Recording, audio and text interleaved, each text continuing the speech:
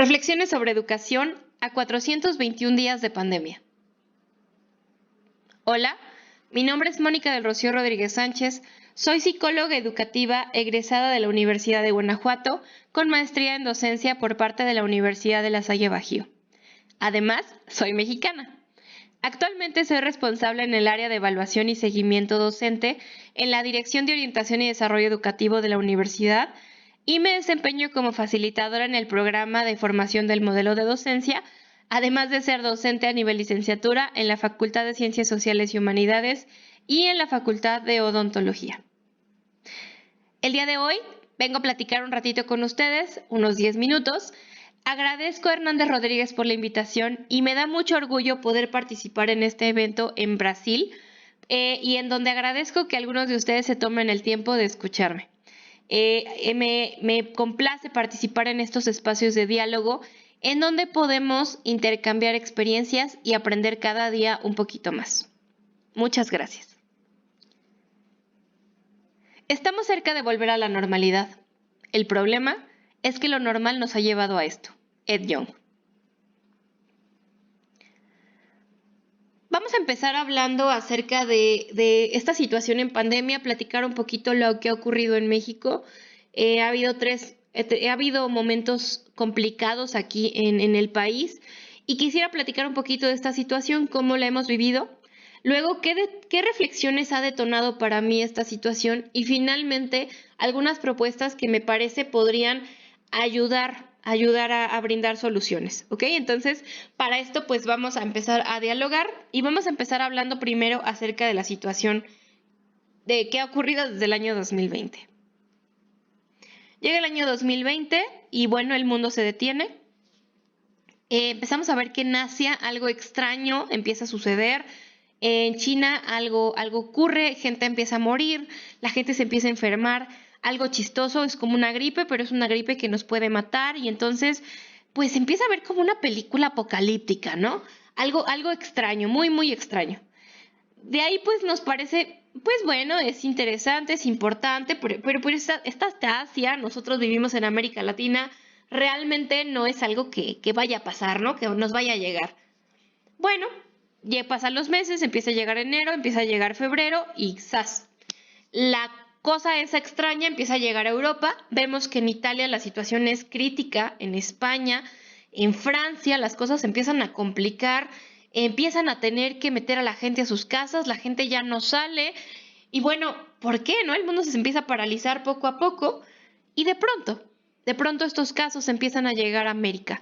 Empezamos a ver 1, 2, 10, 15 casos en América Latina, en México y para marzo específicamente el 17 de marzo del 2020, al menos para mí, la situación empieza a ser descontrolada, ¿no? La situación empieza a ser complicada, las clases se detienen, mandan a los alumnos a sus casas, no sabemos cuándo vamos a regresar, no sabemos si vamos a regresar, no sabemos si vamos a sobrevivir, pero todo empieza a modificarse, ¿no? Viene una crisis mundial grave en donde lo único que nos puede proteger es un cubrebocas y bueno, es una locura, ¿no? Cuando lo escuchas y lo platicas se vuelve realmente raro. Y bueno, una de las áreas más afectadas pues es la educación, además de la economía. Empezamos a ver pues desempleo, inseguridad, problemas graves, gente conocida empieza a morir. Y bueno, nuestros hijos están en casa, nuestros hermanos están en casa y como observamos en la imagen, pues empezamos a tratar de dar solución, ¿no? Vemos aquí la imagen de un niño escuchando las clases en la radio. En México utilizaron la televisión, la cadena abierta. Con eso se empezó a tratar de dar respuesta. Vemos también que los niños empiezan a adaptar sus casas para poder seguir con la escuela, con los libros que tenían, tratando de darle seguimiento. Vemos que hay una gran y una enorme brecha social y vemos que existe una gran pobreza y una gran riqueza, ¿no? Y eso lo veremos en la siguiente imagen.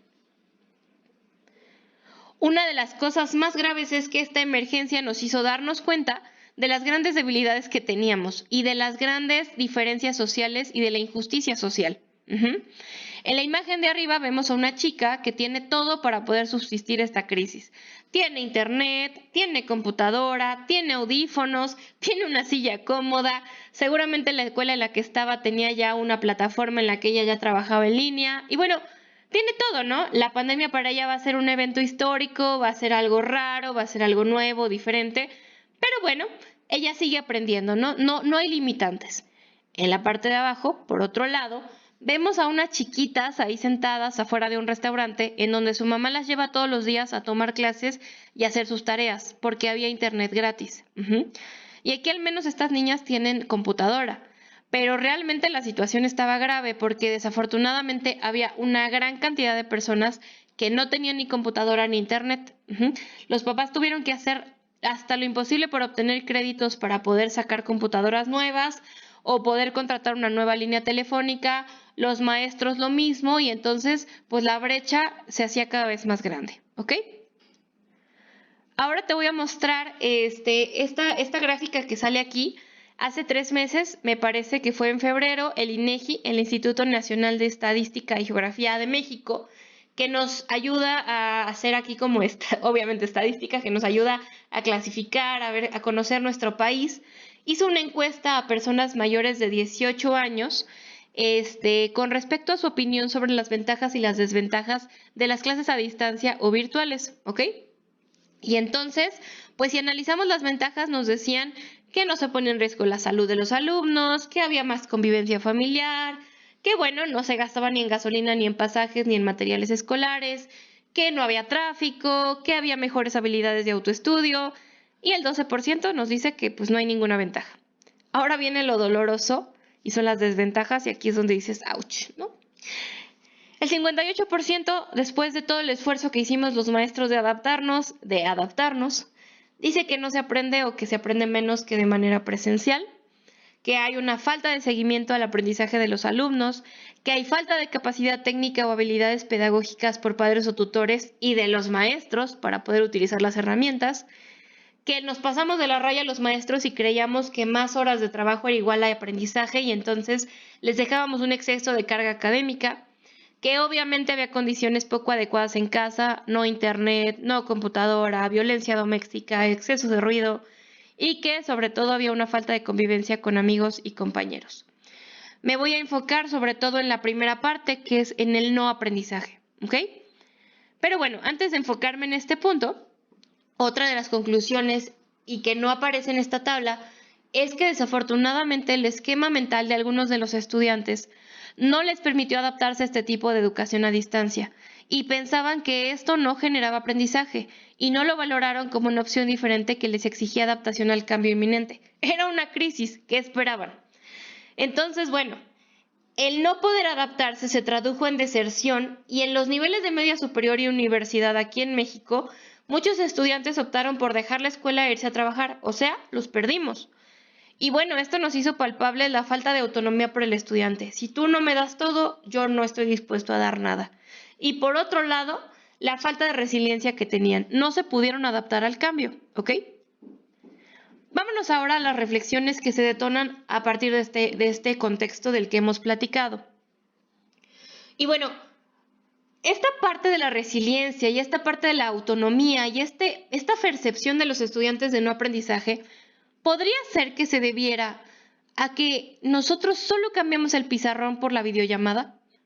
No pudimos adaptar la educación a distancia y realmente lo que hicimos fue trasladar lo mismo que hacíamos en el salón de clases a la pantalla, ¿no? Y seguimos dando nuestras clases así, hablando y hablando y hablando, sin poder escuchar a nuestros estudiantes y sin poder ver su lenguaje corporal y sin poder ver lo que estaba ocurriendo. Y solamente cambiamos, ¿no? Y quisimos innovar y utilizar Nearpod y Microsoft Teams y Google Classroom, pero realmente lo único que estábamos haciendo era seguir haciendo lo mismo que con un pizarrón y con un cañón y con un protector, ¿ok? Un proyector de información. Y entonces, desafortunadamente, creíamos que la educación a distancia era replicar lo que hacíamos en el salón de clases, pero por medio de una videollamada, sin verificar la comprensión, queriendo seguir el mismo esquema sin darnos cuenta que los alumnos estaban en casa, junto a su cama, y que había 1 y 1000 distractores más llamativos que nosotros. El Xbox, el Fortnite, lo que fuera, ¿no? A pesar de los paradigmas educativos que decíamos seguir, constructivismo, enfoque por competencias, Montessori, nos dimos cuenta que la enseñanza tradicional, en donde el docente es el protagonista, seguía siendo la base de la educación. Tanto así que en la mayoría de los casos, el único que prendía la cámara web era el docente, no el estudiante, seguía teniendo el protagonismo. Ojalá le hubiéramos hecho caso a Jacques Delors hace un cuarto de siglo, cuando escribió su libro La educación encierra un tesoro en 1996. Porque él nos dijo que hay 4 aprendizajes fundamentales para la educación del siglo XXI. Aprender a conocer, aprender a ser, aprender a vivir juntos y aprender a ser. Y esto se traducía en 3 aspectos principales: aprender a conocer, aprender a llevar a cabo procesos y finalmente aprender a ser buena persona, ¿no? La parte de la actitud, la parte de los procedimientos y la parte de los conceptos.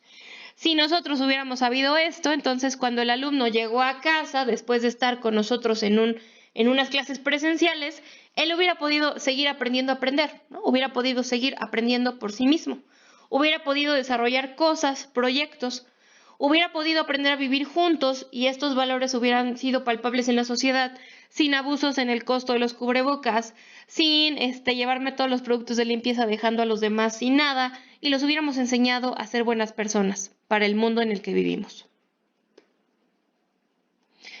Pero bueno, no todos son quejas, vámonos a las propuestas. Y bueno, después de esta reflexión, me gustaría en estos minutos que me quedan, llevo 11 minutos hablando, me gustaría plantearte algunos puntos. Primero voy a plantear 9 puntos dirigidos a los docentes y a los estudiantes. Y me gustaría decirte que la primera recomendación es el diseño de situaciones de aprendizajes, no de clases como tal en las que vean contenidos, sino diseño de situaciones de aprendizajes en las que el estudiante ponga en juego los 3 tipos de saberes con el fin de propiciar el aprendizaje, en donde tenga que hacer cosas que le permitan resolver proyectos, situaciones, ¿ok? Segundo lugar, trabajo colaborativo a distancia, que no se pierda el contacto humano, en donde deban investigar, crear, resolver, aprendizaje basado en problemas, resolución de casos, que jueguen un papel activo en el proceso de aprendizaje. Tercero, encuentro de diálogos entre docentes con el fin de compartir experiencias de éxito y de fracaso, como esta. Desarrollo de una cultura de empatía entre docente y estudiante, generar situaciones didácticas que detonen procesos de autonomía, permítele al estudiante que en ocasiones navegue en la incertidumbre para que encuentre su propio camino. Está bien que se equivoque, para eso es la escuela. Formar a nuestros docentes y estudiantes en habilidades socioemocionales, resiliencia. Cuestionarnos si horas clase es igual o no aprendizaje. Asegurarnos de que lo que estamos enseñando sea significativo y sea aplicado en la vida, sobre todo ahorita. No tener miedo de innovar y de proponer. Te aseguro que en la situación en la que vivimos hay muy pocas personas que están seguras de lo que hacen. Propon, no pierdes nada.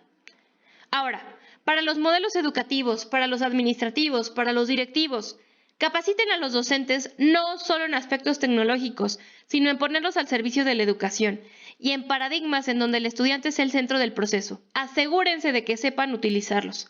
No sobreentiéndanlo, asegúrense que lo sepan utilizar. Repensar el currículo educativo. Este currículo responde a las necesidades actuales. Hay un antes de la pandemia, después de la pandemia. Empatizar con el estudiante y con el docente. ¿Personas en crisis, en procesos de adaptación, realmente necesitan más cambios? Propuestas educativas estructuradas, sistemáticas, estratégicas, no solo estrategias de último minuto. Cuando regresemos a la presencialidad, prevenir que podríamos regresar a lo virtual. ¿Cuáles van a ser las estrategias? Dejar de cansar a la planta docente con formalismos. La prioridad es que los alumnos aprendan, no que haya documentación bien llenada. Abrir nuestra mente y permitir que nuestros docentes experimenten e innoven. Estamos en un momento en el que muy poca gente realmente sabe lo que hace. Verificar si quienes forman parte de nuestra planta docente están ahí porque no les queda de otra o porque realmente tienen vocación. En este momento necesitamos a los segundos. ¿Cómo volvemos a despertar la vocación? ¿Cómo motivamos a nuestros maestros? Estamos en un momento histórico, en donde lo que menos hay son respuestas. Tenemos la oportunidad de volver a construir, plantear, cuestionar. No perdamos la oportunidad. No permitamos que llegue otra pandemia y nos vuelva a recordar que no íbamos por el camino correcto. Cambiemos nuestros paradigmas y démonos la oportunidad de evolucionar. Te agradezco haberme escuchado, quedo a tus órdenes y si quieres contactarme, no dudes en hacerlo. Te leo en psicomónica23@gmail.com Y si quieres, puedes visitar mi canal de tutoriales en YouTube para aprender a utilizar ciertas herramientas y me encuentras como Moni1990. Muchas gracias por la oportunidad y pues nos encontramos en otro momento. Bye, gracias.